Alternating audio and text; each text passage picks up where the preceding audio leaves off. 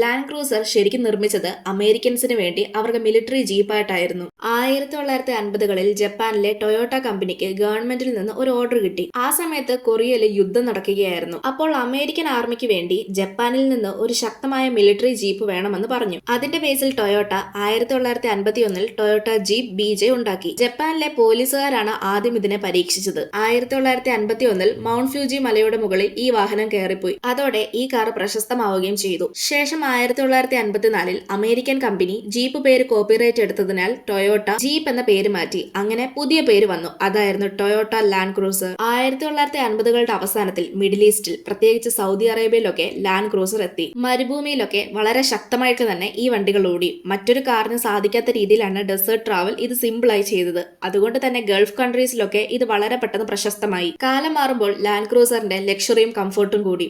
1980ൽ land cruiser 60 series വന്നു. ഇത് കൂടുതലായിട്ടും ഫാമിലി യൂസിനും ലോങ് ഡ്രൈവിനും പറ്റിയൊരു SUV ആയി മാറി. പിന്നീട് 90കളിൽ ലാൻഡ് ക്രൂസറിന്റെ 80 സീരീസും വന്നു. ആഫ്രിക്ക പോലെയുള്ള സ്ഥലങ്ങളിൽ വരെ ലാൻഡ് ക്രൂസർ ഉപയോഗിച്ചു. 2007ൽ ലാൻഡ് ക്രൂസർ 200 സീരീസും എത്തി. അത് ലക്ഷറി SUV ആയി വേൾഡിൽ തന്നെ പ്രശസ്തമായി. 2021ൽ ലാൻഡ് ക്രൂസർ 300 സീരീസും പുറത്തിറങ്ങി. അത് പുതിയ ടെക്നോളജിയും ശക്തമായ എഞ്ചിനും കൊണ്ട് ഇന്ന് ഡെസേർട്ടിൽ കിങ് ആണ്. നിങ്ങൾക്ക് ഏറ്റവും ഇഷ്ടമുള്ള SUV കാർ ഏതാണെന്ന് കമന്റ് ചെയ്യൂ. ഇതുപോലെയുള്ള കൂടുതൽ വീഡിയോസ് കാണാനായി ചാനൽ സബ്സ്ക്രൈബ് ചെയ്യാനും ഇൻസ്റ്റഗ്രാമിൽ ഫോളോ ചെയ്യാനും മറക്കല്ല്.